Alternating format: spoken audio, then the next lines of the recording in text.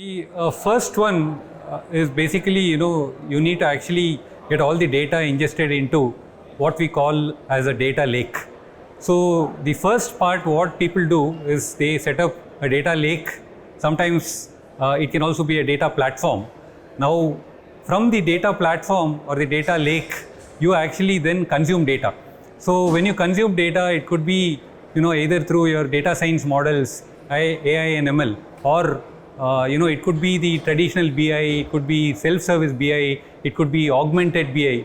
And then you have actually data apps. So basically, these are also called as data products. So if you look at what are all the technologies, you have actually, the ETL, or you have the ELT mechanism, that is the extract, load and transform.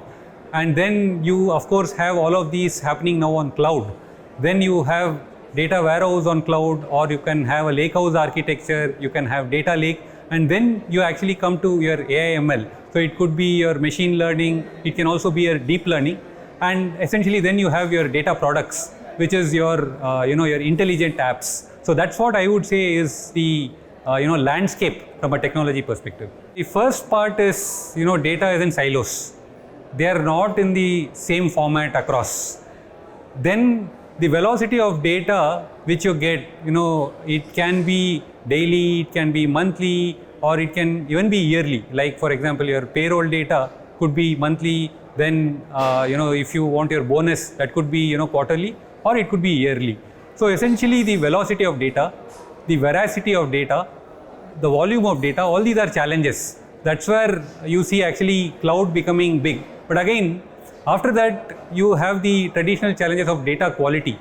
One system will have the same name spelt in a different way in a different system, right? Like for example, Lakshmi can be LAKSHMI in one system. In another system, it would be LAXMI, right? So how do you know that both of these are the same, customers whom you have? So the data quality or data duplication, these are all traditional issues. Apart from that, who owns the data, who has to make corrections to the data. So the whole data governance aspect, that's a big problem.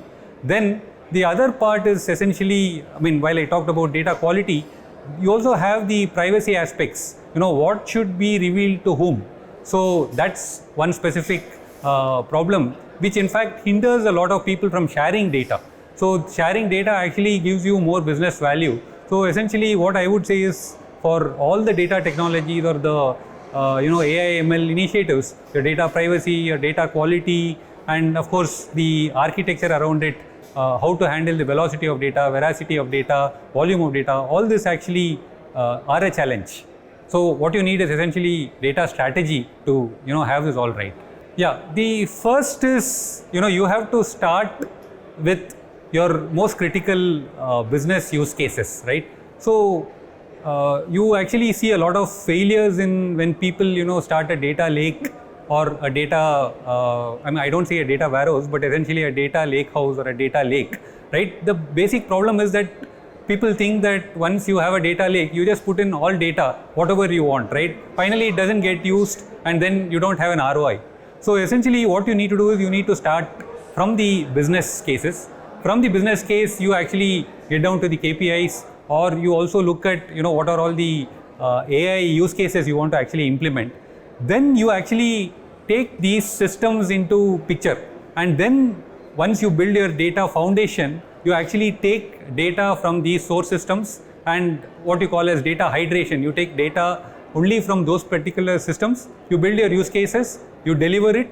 So then let that be a pilot that can get adopted, and then it can actually get scaled. So a traditional model, a traditional waterfall model where you have projects running for 3 months or 3 years would not suffice in today's date. Everybody wants immediate results, right? So essentially you need to go for an agile model. So for the first best practice is you need to have agile, right? The second part, of course, is like you need to actually start from your business KPIs, you need to start from your business goals, and then you need to look at what are all the data sources, what are all the data use cases, what are all the data you need, And then you need to actually have a standardized platform with data governance, with metadata management, data lineage, all these taken care of.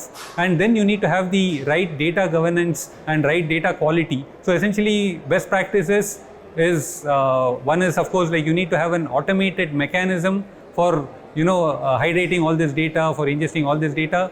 Then you need the right data governance, you need the right data organizational setup, for success of your data-driven decision-making initiatives. When we look at the data-driven decision-making trends, right? The first thing is from an organizational perspective. People are talking about data mesh as an architecture. So you need to have the right operating model. The second thing is more automation and data fabric. The third thing is more about augmented BI. And these three are what essentially I think are the trends.